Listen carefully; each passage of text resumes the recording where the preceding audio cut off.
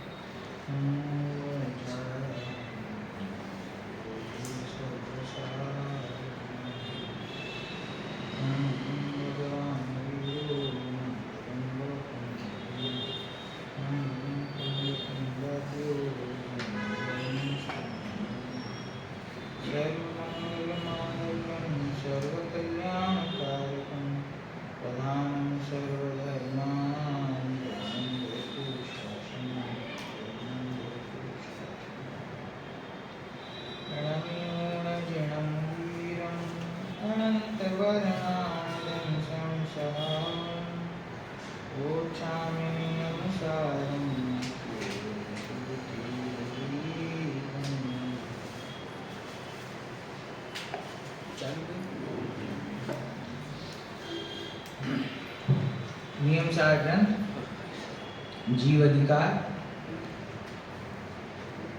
छठी गाथानी चर्चा આપણે કરીએ છીએ। વ્યવહાર સમ્યક્ત્વનું પ્રકરણ છે। આપ્ત આગમ અને તત્વના શ્રદ્ધાનને સમ્યક્ત્વ કહેવામાં આવે છે। એ પ્રમાણે આચાર્ય દેવે व्यवहार सम्यक्त्वनी परिभाषा आपी अने ए व्यवहार सम्यक्त्वनी अंदर जे आप्त आगम अने तत्वनी वात करी एमांथी प्रथम जे आप्त छे ए आप्तनुं स्वरूप अहींया बतावे छे। आप्तनी संस्कृत भाषामां जे परिभाषा आपी छे तो शुं छे के जे शंकाथी रहित छे ते आप्त छे।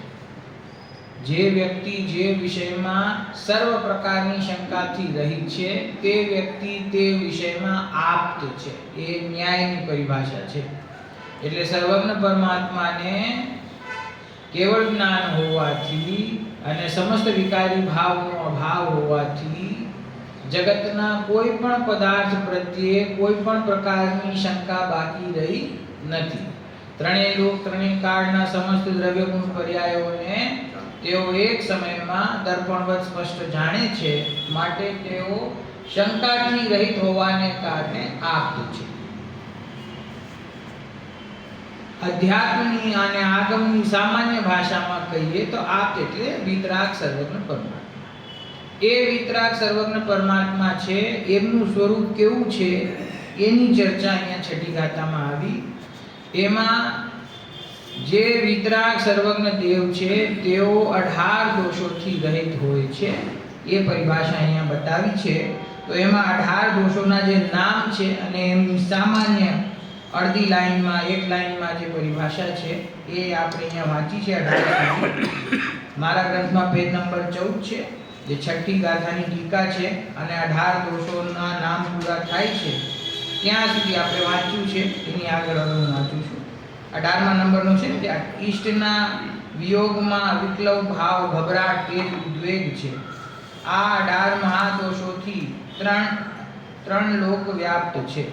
वितराग सर्वज्ञ आ दोषोथी विमुक्त छे। बराबर अहींया सुधी आपणे वात करी। हवे आगळ वितराग सर्वज्ञ ने द्रव्य भाव घाती कर्मोनो अभाव होवाथी તેમને ભય, રોષ, રાગ, મોહ, શુભાશુભ ચિંતા, ખેદ, મદ, રતિ, વિસ્મય, નિદ્રા તથા ઉદ્વેગ ક્યાંથી હોય? બરાબર. આ ન્યાય આપે છે કે જેમને જગતના જીવોને આ બધા 18 દોષો રહેલા છે. શું કામ રહેલા છે? કારણ કે એને હજી ઘાતી અઘાતી સર્વ પ્રકારના કર્મ મોજૂદ છે અને કર્મની પ્રકૃતિઓનો જ્યારે ઉદય આવે છે ત્યારે એના નિમિત્તે જીવોને આ પ્રકારના દોષ અને વિકારી ભાવ થતા હોય છે. હવે વિતરાગ સર્વજ્ઞ ભગવાનને તો દ્રવ્ય તથા ભાવ રૂપે બે ભેદ રૂપે જે ઘાતી કર્મ છે એ ઘાતી કર્મોનો એટલે કે જ્ઞાનાવરણી, દર્શનાવરણી, મોહની અને અંતરાય એ ઘાતી કર્મોનો અભાવ હોવાથી તેમને ભય, રોષ, રાગ, મોહ, શુભાશુભ ચિંતા, ખેદ, મદ, રતિ, વિસ્મય, જો નિદ્રા તથા ઉદ્વેગ. એક આમાં નિદ્રાને છોડીને જેટલા નામ આવ્યા જેટલા દોષ, એ તો મોહની કર્મનો અભાવ થયો એટલે એ સમસ્ત ભાવો વિકારી ભાવોનો અભાવ થઈ જાય છે. અને જ્ઞાનાવરણી અને દર્શનાવરણીનો અભાવ થયો એટલે નિદ્રા પણ હોતી નથી. બરાબર. કેવળ જ્ઞાન પ્રગટ થયું માટે કોઈ પણ જગતના પદાર્થ પ્રત્યે આશ્ચર્યનો ભાવ પણ નથી, વિસ્મય નથી. અને ઉદ્વેગ એટલે શું કહ્યું તું ઉપર કે ઈષ્ટના વિયોગમાં જે વિકલવ ભાવ થાય તે ઉદ્વેગ છે. તો એ પણ ચારિત્ર મોહની કર્મનો અભાવ થતા એ ભગવાનને એ ઉદ્વેગનો ભાવ હોતો નથી. બરાબર. આ શું છે કે દેવનું સ્વરૂપ બરાબર કદાચ ખ્યાલમાં ના હોય ને કે 18 દોષોથી રહિત દેવ છે તો આપણને કલ્પના થયા કરે કે ભક્તો પ્રત્યે એમને કરુણાનો ભાવ હશે, જેમની ભક્તિ નથી કરતો એમના પ્રત્યે એમને કદાચ ક્રોધનો ભાવ હશે, ઈ છે તો જગતનું આમ કરી નાખે તેમ કરી નાખે. પણ આવું સ્વરૂપ તો ખરેખર જૈન ધર્મમાં તો બતાવવામાં આવ્યું નથી. અને તમને સાચું કહું તો આપનું વિતરાગ પરમાત્માનું જે સ્વરૂપ છે, જો તમે વૈચારિક રીતે પણ આપણે આને લઈએ તો ભગવાનનું સ્વરૂપ કેવું હોવું જોઈએ એમ વિચાર કરવા જઈએ ને તો આના સિવાય બીજું કાંઈ સ્વરૂપ નીકળે નહીં. કે જે સમસ્ત જગતનો જાણનાર હોય અને જગતના એક પરમાણુ માત્રનો પણ કરતા ન હોય, જેને મોરા દ્વેષ રૂપી સમસ્ત વિકારી ભાવોનો અભાવ થયો હોય, જેને સમસ્ત કષાય ભાવોનો અભાવ થયો હોય, જેને દ્રવ્ય કર્મ અને નો કર્મનો અભાવ થયો હોય અને જે પરમ પદમાં સ્થિત થઈ ગયો છે, આ સ્વરૂપ સિવાય કોઈ પણ જગતના ભગવાનનું કોઈ બીજું સ્વરૂપ ના હોઈ શકે. બાકી જે કંઈ સ્વરૂપ છે એમાં પૂર્વાપર વિરોધ આવ્યા વગર રહેશે નહીં. એટલે ખરેખર છે ને આ આવું નથી કે જૈન ધર્મના ભગવાન છે એ વિતરાગીને સર્વજ્ઞ હોય. તમને સમજો. અને અન્ય મતના હોય એમની કલ્પના પ્રમાણે કે દયા કરે, એ શત્રુને મારે, એ શસ્ત્ર ધારણ કરે, અસ્ત્ર ધારણ કરે, વસ્ત્ર ધારણ કરે, એને પરિવાર હોય, એને બાળકો હોય, તો કે છે કે આવું જે સ્વરૂપની જે કલ્પના કરવામાં આવી છે ને જગતમાં, એમાં તમે ઈશ્વરપણાના લક્ષણને ઘટિત કરો ને તો ઘટિત ના થાય. તો એ ઈશ્વરમાં અને સંસારી જીવોમાં કોઈ ફેર રહી જતો નથી. બરાબર. તો પછી સંસારી જીવ એ ઈશ્વરને નમસ્કાર શું કામ કરે, એના ગુણ શું કામ ગાય, એની ભક્તિ શું કામ કરે? મારે એમના જેવું બનવું છે, એમના જેવા ગુણ પ્રગટ કરવા છે, તેથી હું એવા આપને વિતરાગ સર્વજ્ઞ પરમાત્માને નમસ્કાર કરું છું. અને જો એમની અંદર રહેલા ભાવો અને મારી અંદર રહેલા ભાવો એમાં કોઈ ફેર ના હોય, મને પણ ક્રોધ આવે એને પણ ક્રોધ આવે, મને પણ અન્ય કશાયો થાય એમને પણ અન્ય કશાયો થાય, મારી પ્રવૃત્તિ પણ કોઈ વખતે શુભ ભાવમાં કોઈ વખતે અશુભ ભાવમાં, અને ભગવાનની પ્રવૃત્તિ પણ કોઈ વખતે શુભ ભાવમાં કોઈ વખતે અશુભ ભાવમાં હોય, તો પછી મારામાં અને એમનામાં ફેર. હું 5 ઇન્દ્રિયના વિષય ભોગમાં આનંદિત થાઉં છું, એ જો 5 ઇન્દ્રિયના વિષય ભોગમાં આનંદિત થાય તો પછી એમનામાં અને મારામાં ફેર. બરાબર. ફેર તો ખાલી એટલો રહ્યો ને કે એમની પાસે વૈભવ વધારે અને મારી પાસે વૈભવ ઓછો, એટલો જ ફેર છે ને. ઈ તો જેમ અત્યારે મારો વૈભવ ને અદાનીનો ને અંબાનીનો વૈભવ, એમાં જે ફેર છે ખાલી એટલો જ ફેર રહ્યો કે ભગવાન પાસે બહુ વધારે અને આપણી પાસે બહુ ઓછું. પણ જાતિ તો એક થઈ ગઈ ને. જાતિ તો ઇન્દ્રિય સંબંધી સુખની છે. જો બે પાસે સમાન સુખ હોય, બે એમાં જ આનંદ માનતા હોય, બે સમાન રૂપે કશાય ભાવ કરતા હોય, બે સમાન રૂપે શુભાશુભ ભાવ કરતા હોય, બે ને અસ્ત્ર વસ્ત્ર શસ્ત્ર હોય, બે ને આ જે દોષ કયા ભય રોષ રાગ મોહ શુભાશુભ ચિંતા ખેદ મદ રતિ વિસ્મય નિદ્રા ઉદ્વેગ હોય. ભાઈ નથી કેતા ભગવાનના જાગવાનો સમય થઈ ગયો, ભગવાનના સુવાનો સમય થઈ ગયો, ભગવાનનું ભોજન કરવાનો સમય થઈ ગયો. સમજી ગયા ને? કલ્પના એવી. આ શું છે? ભગવાનનું જે સ્વરૂપ છે ને એનો વિચાર નથી કરતા. આપણી અકલમાં બેસે ને એવું ભગવાનનું સ્વરૂપ બનાવી નાખ્યું છે. બરાબર. સમજી ગયા? તમને ગરમી લાગે છે તો ભગવાનને ગરમી લાગે છે, તમને ઠંડી લાગે છે તો ભગવાનને ઠંડી લાગે છે. અમારે છે ફેક્ટરીમાં એક જોયું મેં, ગરમી હોય અને આપણી કેબિનમાં એસી ચાલતું હોય તો એ ભગવાનની મૂર્તિ રાખી હોય તો એમ કે ભગવાનને ગરમી ન થાય તો એક એસી આખો દિવસ ખાલી ભગવાનની મૂર્તિ માટે ચાલતું હોય. એટલી શ્રદ્ધાવાળા પાકી શ્રદ્ધાવાળા જીવો છે. સમજી ગયા? આમાં ઠંડીની મોસમ આવશે તો તમે બ્લેન્કેટ ઓઢશો તો ભગવાનને બ્લેન્કેટ ઓઢાડશે, ભગવાનને ઠંડી નહીં લાગે. તો જો આ બધા લક્ષણ મારા અને ભગવાનના બધા મેચ જ થતા હોય, બધું સરખું જ હોય, તો પછી મારામાં ને એમનામાં ફેર શું? એમને પણ ભૂખ લાગે, એમને પણ તૃષા લાગે. સમજી ગયા? એમને પણ પરિવાર હોય તો મોરા દ્વેષ કશાય ભાવ તો સમાન થઈ ગયા ને. તો બે સમાન હોય તો એક સંસારી અને એક ઈશ્વર, એવું કેવી રીતે નથી થાય? ઈશ્વર તો એ જ બની શકે કે જેના મોહ રાગ દ્વેષ રૂપી સમસ્ત વિકારી ભાવોનો સંપૂર્ણપણે અભાવ થયો અને જેના જ્ઞાનનો એવો પૂર્ણ વિકાસ થયો હોય કે જગતમાં એક પરમાણુ અને એક જીવ પણ એના જ્ઞાનમાં જણાવવાથી બાકી ન રહી જાય એવું ઉત્કૃષ્ટ જ્ઞાન અને એવું વિકારી ભાવોનો સંપૂર્ણ અભાવ જેને પ્રગટ થાય તે જ આપ છે, તે જ ઈશ્વર છે. એના સિવાય જગતમાં કોઈ ઈશ્વર પદને પ્રાપ્ત કરવા યોગ્ય છે નહીં. તો એવા ઈશ્વર, એવા આપ, એવા વિતરાગ સર્વનો પરમાત્માની આ વાત છે કે એમને સમસ્ત ઘાતી કર્મોનો, દ્રવ્ય કર્મોનો અને એની સાથે ભાવ કર્મોનો અભાવ હોવાથી એમને આ ભય રોષ રાગ મોહ શુભાશુભ ચિંતા ખેદ મદ રતિ વિસ્મય નિદ્રા તથા ઉદ્વેગ હોતા નથી. ક્યાંથી હોય? બરાબર. હવે આગળ જુઓ. વળી તેમને સમુદ્ર જેટલા સાતા વેદની કર્મોદય મધ્ય બિંદુ જેટલો અશાતા વેદની કર્મોદય વર્તે છે. તે મોહનીય કર્મના તદ્દન અભાવમાં લેશ માત્ર પણ ક્ષુધા કે તૃષાનું નિમિત્ત ક્યાંથી થાય? ન જ થાય. આ એક કર્ણાનુયોગનો વિષય છે કે જે અનંત પરમાત્મા છે એમને વેદનીય કર્મ જે છે, ઘાતી કર્મ કયા કયા છે? જ્ઞાનાવરણી, દર્શનાવરણી, મોહની અને અંતવરણી. તો એ ચાર ઘાતી કર્મનો તો અભાવ થયો. હવે જે ચાર અઘાતી કર્મ છે તો બાકી છે ને. તો ચાર અઘાતી કર્મ બાકી છે તો એમાં વેદની કર્મ પણ બાકી છે.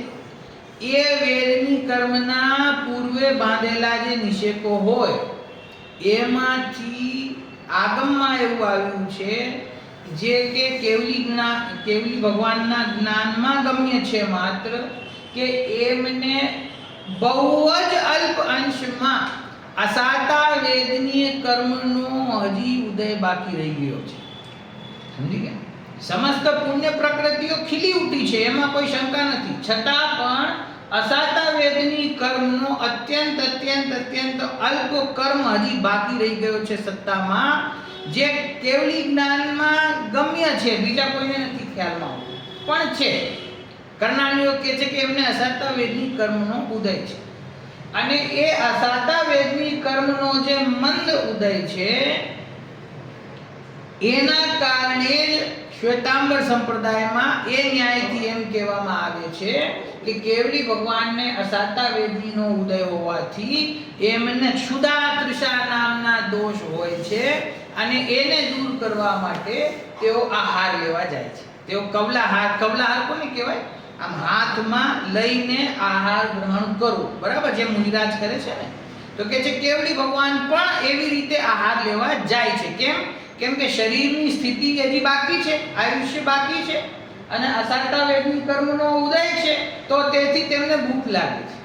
એનો અહીંયા ખુલાસો કરવામાં આવ્યો છે કે ભગવાનને સમુદ્ર જેટલા સાતા વેદની કર્મ મધ્ય બિંદુ જેટલો અસાતા વેદની કર્મ છે, એ તો ખાલી એ અસાતા કર્મની સત્તા છે, સર્વજ્ઞ ભગવાનના જ્ઞાનમાં આવી છે એટલે બતાવી છે, પરંતુ એનું કોઈ ફળ છે નહીં. એનું કોઈ ફળ નથી. કેમ કે સાતા વેદની કેટલું છે? સમુદ્ર જેટલું. અને આ સાતા વેદની કેટલું છે? બિંદુ જેટલું. તો અને એમાં પણ પાછો મોહનીય કર્મના તદ્દન અભાવમાં. મોહની કર્મનો તો ઘાતી કર્મ છે ને, મોહનીનો તો સર્વથા અભાવ થયો. તો મોહની કર્મના તદ્દન અભાવમાં લેશ માત્ર પણ ક્ષુધા કે તૃષાનું નિમિત્ત ક્યાંથી થાય? ન જ થાય. એ અસાતા વેદની કર્મ જે છે એ મોહની કર્મનો તો અભાવ થઈ ગયો છે. તો મોહની કર્મનો જ્યાં અભાવ વર્તે છે ત્યાં અસાતા વેદની કર્મ દુઃખ ઉત્પન્ન કરવામાં સમર્થ છે નહીં.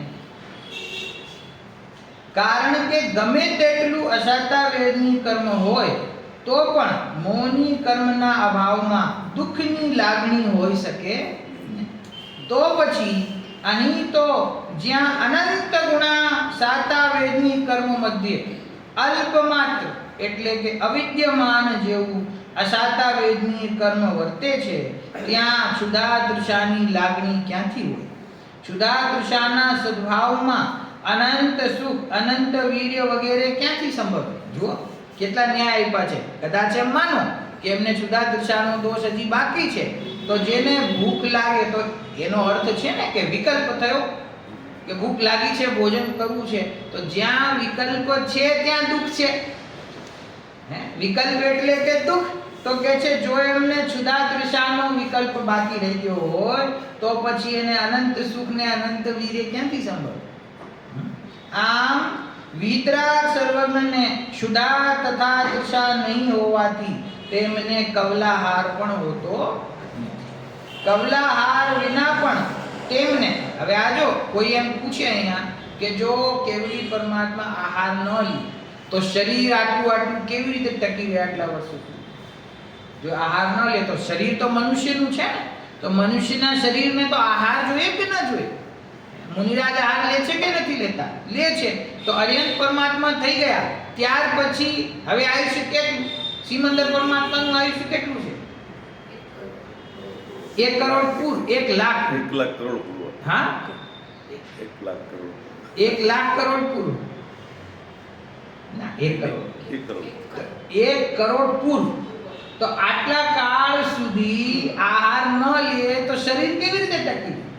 તો આહાર તો લેવો જ પડે કે ન લેવો પડે? તો એનો જવાબ આવે છે. જુઓ, કવલાહાર વિના પણ તેમને અન્ય મનુષ્યોને અસંભવિત એવા, કે અન્ય મનુષ્યોને એવું નથી થતું, પરંતુ જે અનંત પરમાત્મા છે એમને સુગંધિત સુરસવાળા સપ્ત ધાતુ રહિત પરમોદારિક શરીર રૂપ નો કર્માહારને યોગ્ય સૂક્ષ્મ પૂદગલો પ્રતિક્ષણ આવે છે અને તેથી શરીર સ્થિતિ રહે છે.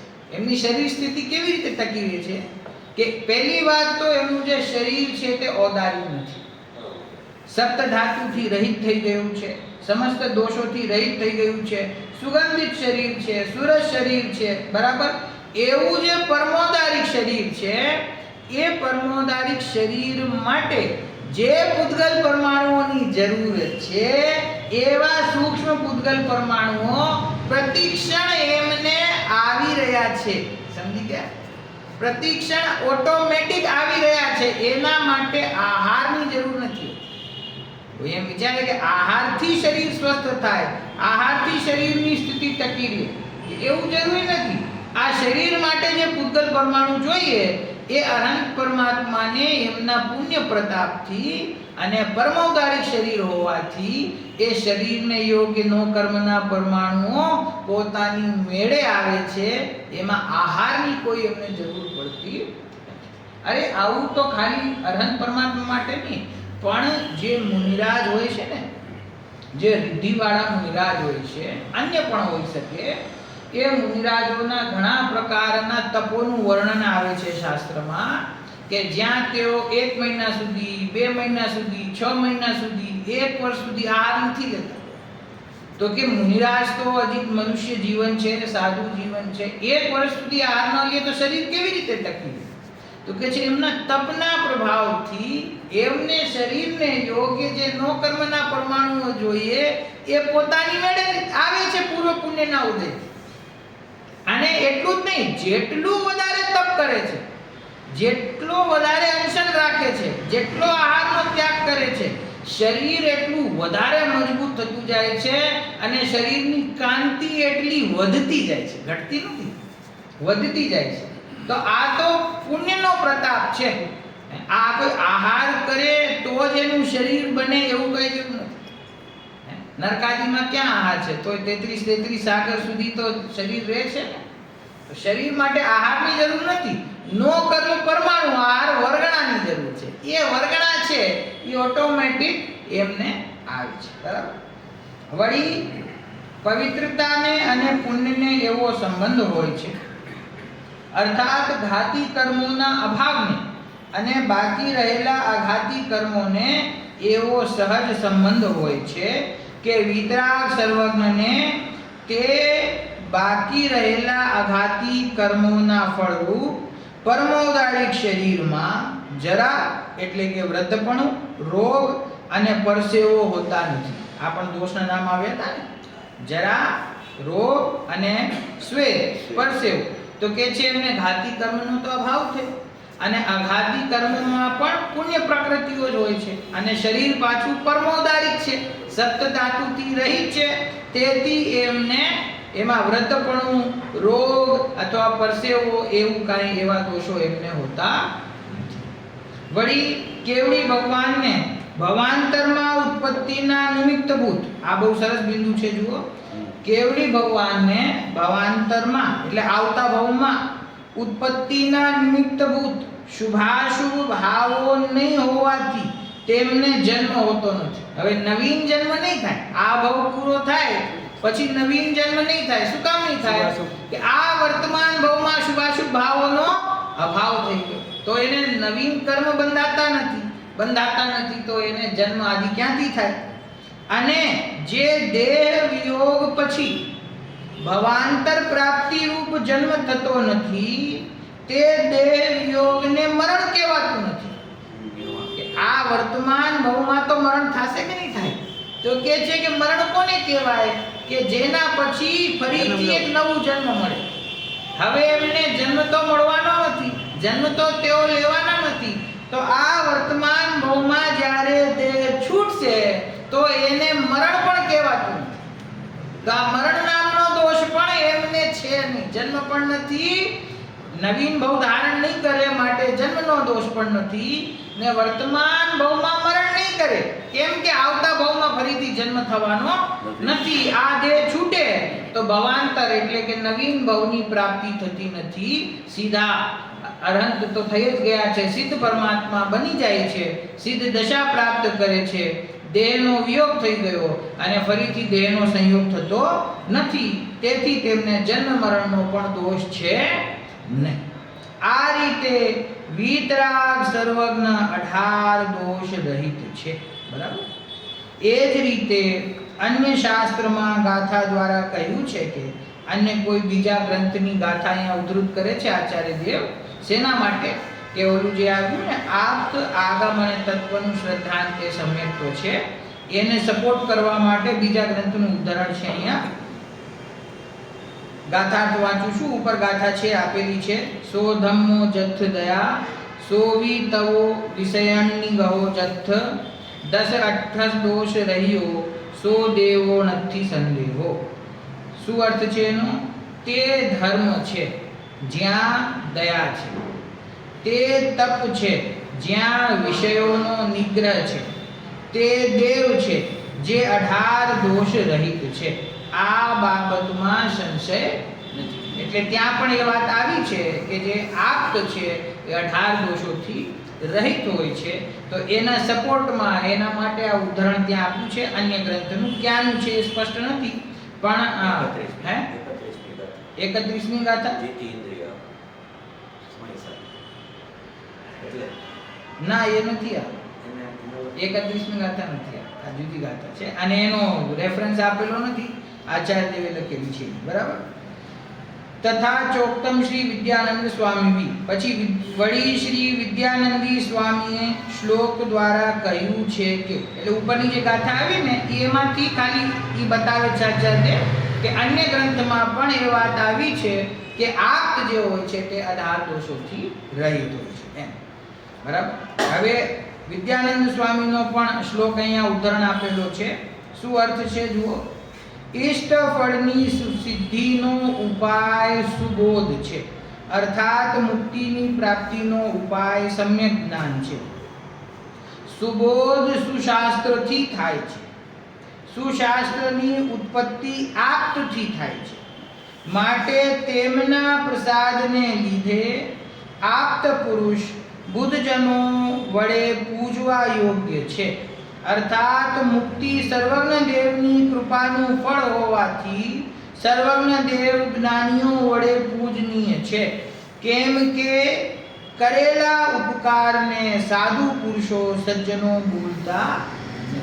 આ એક પ્રસિદ્ધ પંક્તિ છે સંસ્કૃતની. ઉપર જોશો છંદમાં ચોથી પંક્તિ, નહીં કૃતમ ઉપકારમ સાધવો વિસ્મરંતિ. કે જ્યારે જગતમાં કોઈ વ્યક્તિ કોઈ સજ્જનનું કંઈ ઉપકાર કરે તો સજ્જન એને કોઈ દિવસ ભૂલતા નથી. તો કે જે અહીંયા કેવળી પરમાત્મા છે અને એમના દ્વારા કહેલું જે આગમ છે આપ્ત, અને આપ્ત દ્વારા કહેલું જે આગમ, એ આગમથી જીવ સુબોધને પ્રાપ્ત કરે છે. એ સુબોધથી જીવને સમ્યક જ્ઞાન પ્રગટ થાય છે. તો એનો અર્થ શું થયો કે મુક્તિની પ્રાપ્તિનો ઉપાય છે એ વિતરાગ સર્વજ્ઞ પરમાત્માએ આપણને બતાવ્યો છે. તેથી જગતના સમસ્ત જીવો દ્વારા એ આપ એટલે કે વિતરાગ સર્વજ્ઞ પરમાત્મા એ પૂજવા યોગ્ય છે. શું કામ પૂજવા યોગ્ય છે? ભગવાનની પૂજા શું કામ કરીએ છીએ? એમને આપણને મુક્તિનો માર્ગ બતાવ્યો છે. અને સજ્જન કોઈ દિવસ પોતાના ઉપર કરવામાં આવેલા ઉપકારને ભૂલતા નથી. તો ભગવાને, જ્ઞાનીઓએ, ગુરુઓએ આપણા ઉપર જે ઉપકાર કર્યો છે એ સજ્જનો તો ભૂલતા નથી. માટે સમસ્ત જીવો દ્વારા, મોક્ષ માર્ગી જીવો દ્વારા આ આપ્ત જે છે પરમાત્મા છે તેઓ પૂજનીય છે, બરાબર. હા, વળી છઠ્ઠી ગાથાની ટીકા પૂર્ણ કરતા ટીકાકાર મુનિરાજ શ્રી પદ્મ બ્રહ્મધારી દેવ શ્લોક દ્વારા સર્વજ્ઞ ભગવાન શ્રી નેમિનાથની સ્તુતિ કરે છે. આ તો આચાર્યનો ભાવ આવે તો બીજા ઉદાહરણ પણ આપ્યા બે ગ્રંથોના, અને પોતે ફરીથી હવે અહીંયા નેમિનાથ ભગવાનને અહીંયા નમસ્કાર કર્યો છે. એનો શ્લોક છે. એ શ્લોક આપણે આ નિયમસાર ગ્રંથનો છે એટલે હું વાંચું છું, એનો અભ્યાસ આપણે કરીએ છીએ. ઓલા બે શ્લોક હતા એ ઉદાહરણમાં હતા, બરાબર. 13મા નંબરનો શ્લોક છે, માલિની છંદ. શતમખ શત પૂજ્ય પ્રાજ્ય સદબોધ રાજ્ય. સતમખ સત પૂજ્ય રાજ્ય સદબોધ રાજ્ય. ફરીથી શતમખ શત પૂજ્ય પ્રાજ્ય સદબોધ રાજ્ય. સતમખ સત પૂજ્ય રાજ્ય સદબોધ રાજ્ય. સ્મરતિ રસુરનાથ પ્રાસ્ત દુષ્ટાગયુથ. સ્મરતિ સુરનાથ પ્રાસ્ત દુષ્ટાગયુથ. સ્મૃતિ રસુરનાથ પ્રાસ્ત દુષ્ટાગયુગ. સ્મરતિ સુરનાથ પ્રાસ્ત દુષ્ટાગયુથ. પદનત વનમાલી ભવ્ય પદ્માંશુમાલી પદ્મમાલી ભવ્ય પદ્માંશુમાલી દિશતુ શમ શમનો નિમિરાનંદ ભૂમિ દિશતુ સમધિ સમનો નેમિરાનંદ ભૂમિ. જો શું અર્થ છે? જે 100 ઇન્દ્રોથી પૂજ્ય છે, શતમખ કહેવાય છે ઇન્દ્રને, અને પછી ફરીથી શત આવ્યું એટલે સેંકડો. જે 100 ઇન્દ્રોથી પૂજ્ય છે, પ્રાજ્ય સદબોધ રાજ્ય, જેમનું સદબોધ રૂપી એટલે કે સમ્યક જ્ઞાન રૂપી રાજ્ય વિશાળ છે. કામ વિજયી લોકાંતિક દેવોના જે નાથ છે, સ્મૃતિહિ અસુરનાથ, જે લોકાંતિક દેવ છે એ દેવો જેમનું સ્મરણ કરે છે એવા જે લોકાંતિક દેવોના નાથ છે. પછી પ્રાસ્ત દુષ્ટાગ યુગ, દુષ્ટ પાપોના સમૂહનો જેમણે નાશ કર્યો છે. પદનત વનમાલી, કે જેમના ચરણોમાં નમે છે. કોણ નમે છે? વનમાલી. તો વનમાલી એ કૃષ્ણનું બીજું નામ છે. નેમિનાથ ભગવાનને નમસ્કાર કરે છે ને, એટલે કે શ્રી કૃષ્ણ પણ જેમના ચરણોમાં નમ્યા છે. કારણ કે શ્રી કૃષ્ણ નેમિનાથ ભગવાનના કસીભાઈ હતા ને, તો એ સમયે નેમિનાથ ભગવાન તો તીર્થંકર પદમાં આવી ગયા હતા અને શ્રી કૃષ્ણને તો હજી વાર છે, બરાબર. તો શ્રી કૃષ્ણ જેમના ચરણોમાં નમ્યા છે. અને ભવ્ય પદ્માંશુમાલી એટલે કે ભવ્ય પદ્મ, ભવ્ય રૂપી કમળના અંશુમાલી, જેઓ સૂર્ય છે, અર્થાત ભવ્ય રૂપી કમળોને વિકસાવવામાં જે સૂર્ય સમાન છે, તે આનંદ ભૂમિ, નેમિરાનંદ ભૂમિ, તે નેમિનાથ ભગવાન કેવા છે? નેમિનાથ ભગવાન કે આનંદ ભૂમિ, આનંદને ઉત્પન્ન કરાવનાર. આનંદ ભૂમિ નેમિનાથ ભગવાન એટલે કે આનંદના સ્થાન રૂપ નેમિનાથ ભગવાન અમને શાશ્વત સુખ આપો.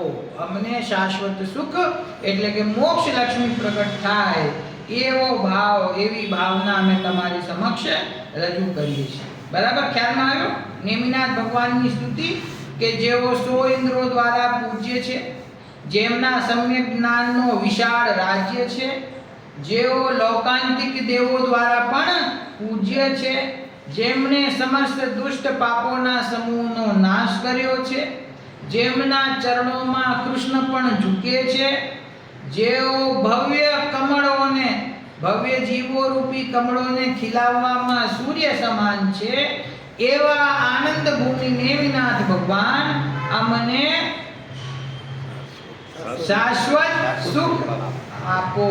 નેમિનાથ ભગવાન અમને શાશ્વત સુખ આપો. દિશતુ શમ નિશમ, શમ નિશમ લખેલું છે ને, એમાં સંધિ છે.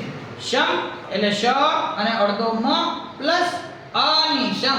અનિશમ એટલે કે નિરંતર, દિવસ રાત, અને શમ એટલે કે સુખ. કે એવા નેમિનાથ ભગવાન અમને નિરંતર શાશ્વત સુખ પ્રગટ થાય એવો આશીર્વાદ આપો. ભગવાન દેતા નથી આશીર્વાદ, પણ આ તો ભક્તની ભાવના છે ને, ઈ ભાવના રજૂ કરે તો એમ કે કારણ કે હમણાં કહ્યું હતું ને, ભગવાનની સર્વજ્ઞ પરમાત્માની કૃપાથી મોક્ષ લક્ષ્મી પ્રગટ થાય છે. તેથી સજ્જનો તેમનો ઉપકાર ભૂલતા. ભગવાન ભલે દેતા કાંઈ નથી, પણ આ ભક્તની ભાવના એવી હોય તો એવા શબ્દો બોલે કે તમે અમને આશીર્વાદ આપો, કે તમે અમને સુખી કરો, કે તમે અમને મોક્ષમાં લઈ જાઓ. તો બોલવામાં કોઈ દોષ નથી, પણ પાછું અંતરંગમાં એવું સ્વીકાર કરી લે કે એમના આશીર્વાદથી જ થશે, અને પોતે કંઈ પુરુષાર્થ ન કરે તત્વ નિર્ણયનો તો એનું કામ ન થાય. તત્વ નિર્ણય કરે, સમ્યક દર્શન જ્ઞાન ચારિત્ર પ્રગટ કરે, મોક્ષ માર્ગમાં આગળ વધે, ત્યારે તીર્થંકર ભગવાનનો આપ્તનો ઉપદેશ નિમિત્ત કહેવામાં આવે છે. બરાબર, આ રીતે આ 13મા નંબરનો કળશ છે, નેમિનાથ ભગવાનની સ્તુતિ છે. અને હવે ત્યાર પછી 7મી ગાથા આવે છે, જે પરમાત્માના સ્વરૂપની ચર્ચા થઈ રહી છે તે જ ચાલુ છે, એ પણ ચાલશે. 7મી ગાથા. નિશેષ દોષ રહ્યો નિશેષ દોષ રહ્યો કેવલ નાણાય પરમ વિભવ જુદો કેવલ નાણાઈ પરમ વિભવ જુદો સો પરમ પાઉચરી સો પરમ પાઉચય તવ્ય વિયોણા પરમ પા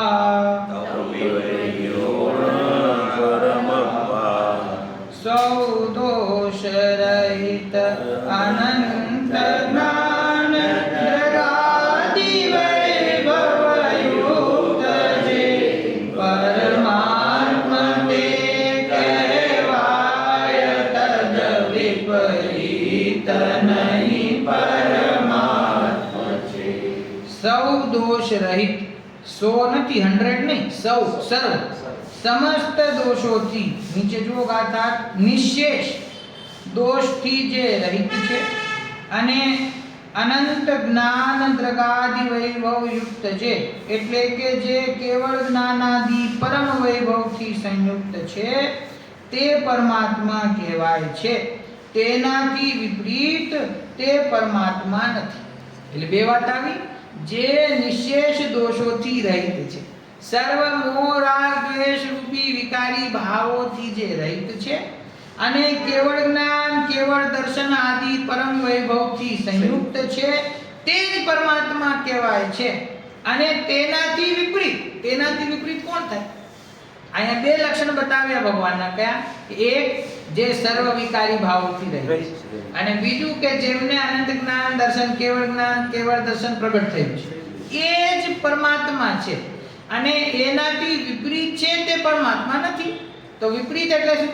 કે જેને રંચ માત્ર પણ મોહ રાગ દ્વેષનો ભાવ બાકી હોય અને જેને કેવળ જ્ઞાન કેવળ દર્શન પ્રગટ ન થયું હોય એવા કોઈ જગતમાં જે પણ જીવ છે તે કોઈ પણ પરમાત્મા છે નહીં. એટલે આ પરમાત્માનું લક્ષણ કે સર્વ દોષોથી રહિત અને કેવળ જ્ઞાન કેવળ દર્શનથી સહિત, એ લક્ષણ. એનાથી કોઈ વિપરીત, એનાથી કોઈ જુદો હોય એ પરમાત્મા નથી. ટીકા. આ તીર્થંકર પરમદેવના સ્વરૂપનું કથન છે. આત્માના ગુણોનો ઘાત કરનારા ઘાતી કર્મો જ્ઞાનાવર્ણીય કર્મ, દર્શનાવર્ણીય કર્મ, અંતરાય કર્મ અને મોહનીય કર્મ છે. તેમનો નિરવશેષપણે એટલે સંપૂર્ણપણે કંઈ પણ અવશેષ બાકી ન રહી જાય એને કહેવાય નિરવશેષ. તો જેમણે સંપૂર્ણપણે આ ચાર ઘાતી કર્મોનો પ્રધ્વંસ કર્યો હોવાથી, એટલે કે કાંઈ બાકી રાખ્યા વિના નાશ કર્યો હોવાથી જે નિશેષ દોષ રહિત છે. નિશેષ એટલે સંપૂર્ણ, સમસ્ત દોષોથી રહિત છે. અથવા પૂર્વ સૂત્રમાં એટલે કે છઠ્ઠી ગાથામાં કહેલા 18 મહાદોષોને નિર્મૂળ કર્યા હોવાથી જે નિશેષ દોષ રહિત કહેવામાં આવ્યા છે. અને જે સકળ વિમળ એટલે કે સર્વથા નિર્મળ કેવળ જ્ઞાન કેવળ દર્શન પરમ વિતરાગાત્મક આનંદ ઇત્યાદિ અનેક વૈભવથી સમૃદ્ધ છે એવા જે પરમાત્મા એટલે કે ત્રિકાળ નિરાવરણ નિત્યાનંદ એક સ્વરૂપ નિજ કારણ પરમાત્માની ભાવનાથી ઉત્પન્ન કાર્ય પરમાત્મા. જો આ આચાર્ય દેવની ભાષા શું કહ્યું?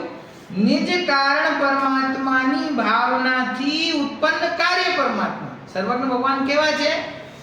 કારણ પરમાત્મા છે કે કાર્ય પરમાત્મા? કાર્યપણું એને પ્રગટ થઈ ગયું ને. જે નિયમ હતો, કયો નિયમ હતો? સમ્યક દર્શન જ્ઞાન ચારિત્ર.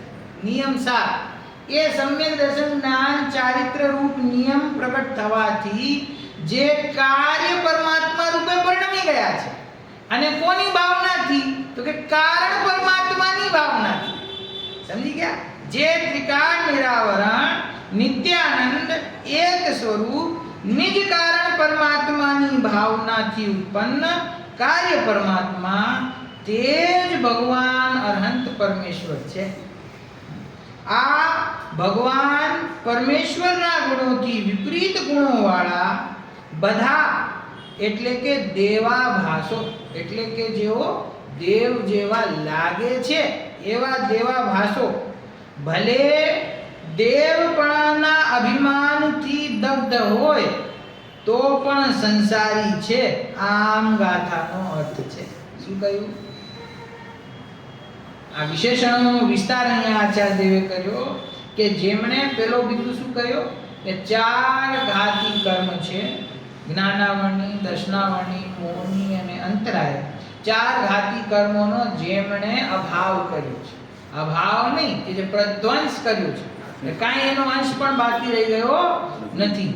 તો તે 4 કર્મોનો પ્રધ્વંસ કરવાથી જેઓ સમસ્ત દોષોથી રહિત થયા છે, અથવા જે 18 પ્રકારના દોષ પૂર્વ ગાથામાં કયા હતા એ 18 દોષોનો અભાવ કરવાથી, એમને નિર્મૂળ કરવાથી જેઓ નિશેષ દોષ રહિત, સંપૂર્ણ દોષોથી રહિત જેમને કહેવામાં આવે છે. પેલો બિંદુ. બીજું સકળ વિમળ એટલે કે સર્વથા નિર્મળ, કેવળ જ્ઞાન, કેવળ દર્શન અને પરમ વિતરાગાત્મક આનંદ. ભગવાનને જે આનંદ પ્રગટ થયું કેવું છે? પરમ વિતરાગાત્મક આનંદ. અહીંયા બીજો કોઈ આનંદ નથી. જગતના પદાર્થોને જાણે એનો કોઈ આનંદ નથી. કોઈ એમને ઈષ્ટ લાગે છે, કોઈ અનિષ્ટ લાગે છે, એનો આનંદ નથી કે એનું દુઃખ નથી. આ પરમ વિતરાગાત્મક આનંદ છે. એટલે પોતાના સ્વરૂપના આશ્રયે પ્રગટ થતો આનંદ. બરાબર? એવા આનંદ રૂપ અનેક વૈભવથી જે સંયુક્ત છે, સમૃદ્ધ છે અને ત્રિકાળ નિરાવરણ કેવો છે પોતાનો ભગવાન આત્મા? આ સર્વજ્ઞ થયા. તો હવે એમને જ્ઞાનાવરણ, દર્શનાવરણનો અભાવ થયો. બરાબર? તો આવરણનો અભાવ ક્યારે થાય છે? તો કે જ્યારે સર્વજ્ઞ બને છે ત્યારે જ્ઞાનાવરણ, દર્શનાવરણ રૂપી આવરણનો અભાવ થાય છે. પણ અહીંયા વિશેષણ મૂકે છે જે ત્રિકાળ નિરાવરણ.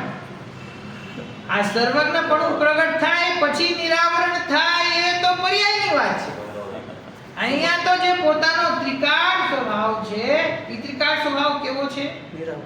જે સમયે જ્ઞાનાવરણ, દર્શનાવરણનું આવરણ મોજૂદ છે એ જ સમયે સ્વભાવથી નિરાવરણ રૂપ જે રહેલા છે.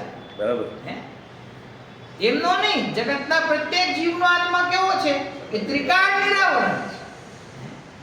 એની જ્ઞાનની પરિણતિ ઉપર જ્ઞાનાવરણ, દર્શનાવરણ કર્મના નિમિત્તે આવરણ આવે છે એ પર્યાય અપેક્ષાએ સત્ય વાત છે. પણ આ તો સ્વભાવની વાત કરે છે, ત્રિકાળ સ્વભાવની વાત કરે છે. કારણ કે આ ત્રિકાળ નિરાવરણ કોનું વિશેષણ અહીંયા મૂક્યું? કારણ પરમાત્માનું. કોનું વિશેષણ છે? કારણ પરમાત્માનું. ત્રિકાળ નિરાવરણ અને નિત્યાનંદ એક સ્વરૂપ. કેવો છે તે આત્મા? 4 ગતિમાં જાય, ત્રિયંશ ગતિમાં જાય તો એને દુઃખ મળે કે ન મળે? નરક ગતિમાં જાય તો દુઃખને ભોગવે કે ન ભોગવે? કે જે ભોગવે છે એની વાત નથી. અહીંયા તો જેના સ્વરૂપમાં દુઃખનો અભાવ છે એની વાત છે. તે નિત્યાનંદ, નિત્ય આનંદ સ્વરૂપ છે. એમાં કોઈ દિવસ દુઃખનો પ્રવેશ થતો નથી. દુઃખનો પ્રવેશ નથી માટે એનો અભાવ કરીને સુખ પ્રગટ થતું નથી. જે કંઈ થાય છે એ બધું સ્વરૂપના આશ્રય પ્રગટ થયેલી પરિણતિમાં થાય. દ્રષ્ટિ સ્વરૂપ પર જો હોય ને, હા, સ્વરૂપ પર જો હોય એટલે આનંદ જે એને આવે છે. હા, એટલે અહીંયા જગતના જીવોને બતાવે છે કે જેવો આ સર્વજ્ઞ પરમાત્માનો દ્રવ્ય સ્વભાવ છે એવો જ તમારો દ્રવ્ય સ્વભાવ છે. કેવો છે? કે ત્રિકાળ નિરાવરણ પેલી વાત, પછી નિત્યાનંદ એક સ્વરૂપ, નિજ કારણ પરમાત્મા, હું કારણ પરમાત્મા, એ કારણ પરમાત્માની ભાવનાથી ઉત્પન્ન કાર્ય પરમાત્મા. આપણે કેવા છીએ કે કારણ પરમાત્મા તો છે પણ કારણ પરમાત્માની ભાવના પ્રગટ નહીં થઈ હોવાથી અત્યાર સુધી કાર્ય પણ પ્રગટ થયું નથી. કાર્ય પરમાત્મા બન્યા નથી. અને આ અનંત પરમાત્મા છે, તેમણે પોતાના કારણ પરમાત્માની ભાવના પ્રગટ થઈ, તેથી તેઓ કાર્ય પરમાત્મા બની ગયા. તે જ ભગવાન અનંત પરમેશ્વર છે. તો આવા આ અનંત પરમાત્માના લક્ષણ બતાવ્યા કે જેઓ સમસ્ત દોષોથી રહિત છે, જેઓ કેવળ જ્ઞાન કેવળ દર્શનથી સહિત છે, જેઓ પરમ વિતરાગાત્મક આનંદથી સહિત છે, તેઓ અરહંત ભગવાન છે. અને આ ભગવાન પરમેશ્વરના ગુણોથી વિપરીત આ ગુણ જેનામાં ના હોય એવા ગુણો વાળા બધા દેવાભાસ કયા કે જે દેવ જેવા લાગે છે પરંતુ ખરેખર તેઓ દેવ છે નહીં. એ દેવ છે એવો ભ્રમ જીવોને છે. એવા જીવો ભલે દેવપણાના અભિમાનથી દગ્ધ હોય, અભિમાનથી દગ્ધ હોય એટલે એ માનતા હોય કે હું દેવ છું, અથવા જગતના અન્ય જીવો એમને માનતા હોય કે આ દેવ છે, પણ તેઓ ખરેખર વિતરાગપણું નહીં હોવાથી, સર્વજ્ઞપણું નહીં હોવાથી તેઓ ખરેખર સંસારી છે. આમ આ ગાથાનો અર્થ છે. તો સાતમી ગાથામાં અનંત પરમાત્માના ગુણોની ચર્ચા કરી, આપ્તના ગુણોની ચર્ચા કરી અને નિશ્ચિત કર્યું કે વિતરાગ સર્વજ્ઞ પરમાત્મા એ જ પરમાત્મા છે. બાકી જગતના કોઈ પણ જીવ જેમને આ ગુણો પ્રગટ નથી થયા તેઓ ખરેખર પરમાત્મા નથી, તેઓ ખરેખર સંસારી છે. વિશેષ ચર્ચા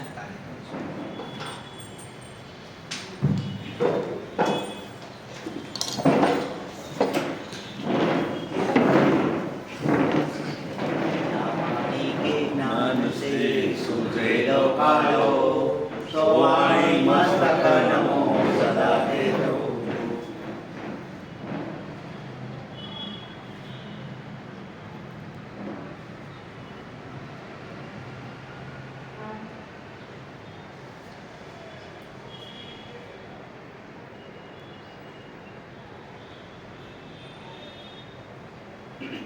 पंच परमेष्टि भगवान जय हो. द्वादशांग जिन्मा